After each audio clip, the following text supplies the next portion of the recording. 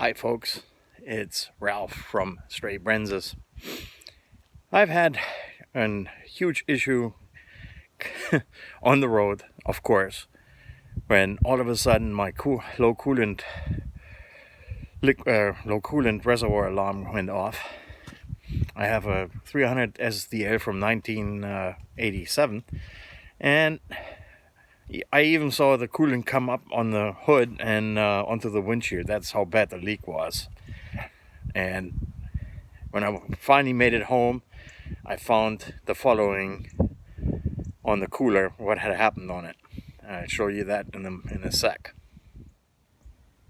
Here's the cooler from the 300 SDL 1987. There's a huge issue with that. Anyone who drives one knows, Behr doesn't make it anymore, and you can't really get anything anymore for it. And you might see it here. There's a huge crack in the plastic header. That one is absolutely toast. It had leaked, and they might leak right there at this seam.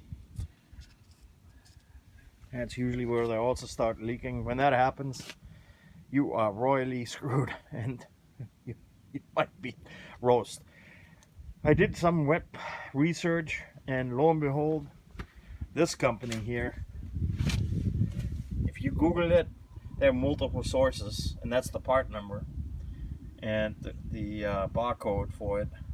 Unfortunately, it's made with pride in China, but you could still get it. It's fairly inexpensive, just a little over 200 bucks, and it can finally put your Benz back in service. So I already installed it. It's fairly decent. The welds don't look all that great, but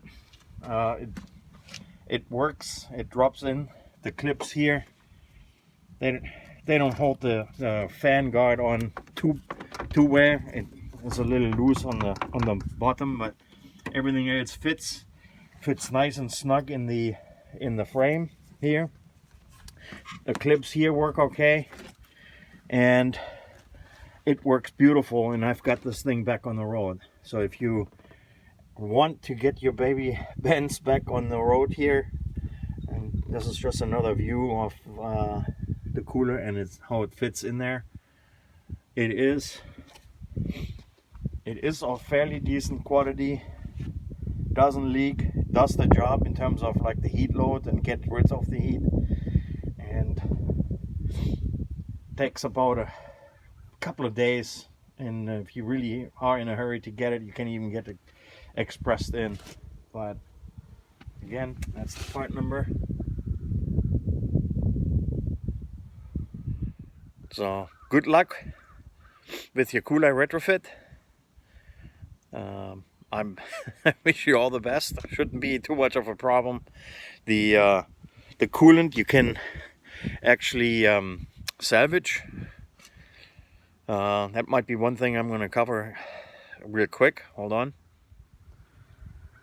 That's the drain. You open that with a screwdriver, catch all the fluid, and you can actually salvage the fluid to put it back into the reservoir. And when you fill it, don't fill it only with the reservoir here, up here when it's cold. You really are better off when you before putting this hose back on, take this, leave that off, and put the hose upright in an upright position, and put in your coolant in there. And just beware, there's a good I would say probably almost 2 gallons of fluid coming out of this thing. So you need to have a retainer that holds all that stuff. That's not good if you have that running all over the place. Good luck.